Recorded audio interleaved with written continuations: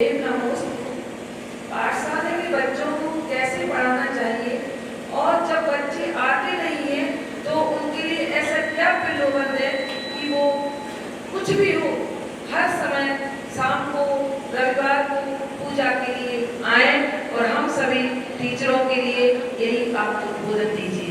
नमस्ते। देखो ऐसा है, एक बार हमारा बिहार बाड़ी से बरेली की ओर हो रहा था और हमने क्या देखा, रास्ते में एक किसान या कोई ग्वाला होगा, वो रस्सी से बांध कर एक गाय को ले जा रहा था और गाय के साथ उसका बछड़ा था और उस बछड़े को रस्सी से नहीं बांधा था। तो वह बछड़ा गाय से विपरीत दिशा में कई बार दौड़ लगाता था और अंततः वह पुनः गाय के पास पहुंच जाता था और गाय के पीछे लगा रहा, गाय के पीछे जाकर के अपने स्थान पर पहुंच गया। तो हमने उससे कुछ नया सिद्धांत निकाला, क्योंकि हम भी कई बार सोचते हैं कि आखिर दुनिया के बच्चे अपने अपने मजहब के धर्म के लिए कितने तत्पर रहते हैं। जैन समाज में ऐसा क्या है कि लोग बच्चों को स्कूल, कॉलेज, यूनिवर्सिटी, देश विदेश भेजते हैं पढ़ने को, पाठशाला नहीं भेजते। तो फिर हमने सोचा कि ऐसा करना चाहिए कि माता पिता को पाठशाला के लिए तैयार किया जाए। तो हमने उस समय से महिला पाठशाला और पुरुष पाठशाला प्रारंभ की।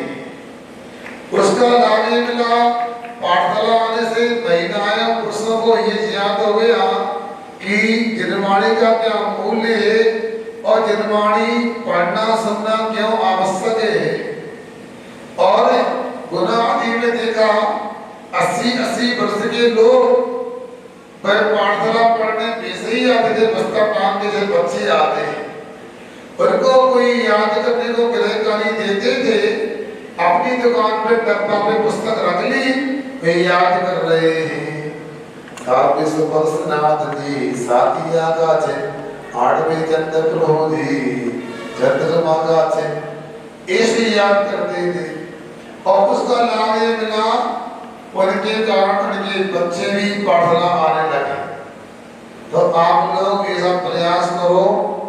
सागर की पाठशाला की बेटी ने प्रश्न किया है, आपको यदि हमारी बात में कुछ लगे तो आप सागर में अंकुर कॉलोनी जाकर देखना।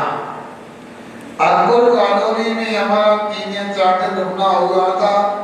आज भी 90 से 100 लोग पुरुष पाठशाला में आ रहे हैं। इसलिए आप लोगों का भी कर्तव्य अपने नगर में जैसे बने वैसे महिला पाठशाला, पुरुष पाठशाला के लिए भी समृद्ध करो। तो फिर बच्चों को बुलाना नहीं होगा, बड़ों को समझ में आएगी पाठशाला का क्या मूल्य है। और दूसरा, अपने को 2 बातों का विशेष ध्यान रखना चाहिए।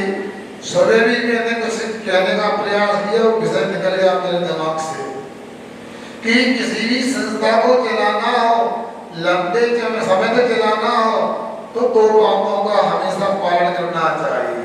पहली समय और दूसरा संपर्क। पाठशाला आप सोचो ऐसा नहीं है कि एक गोदाम में भूसा भर दो, वो एक पानी में गैया रख दो, वो सारी डाल के चल जाएगी गौशाला।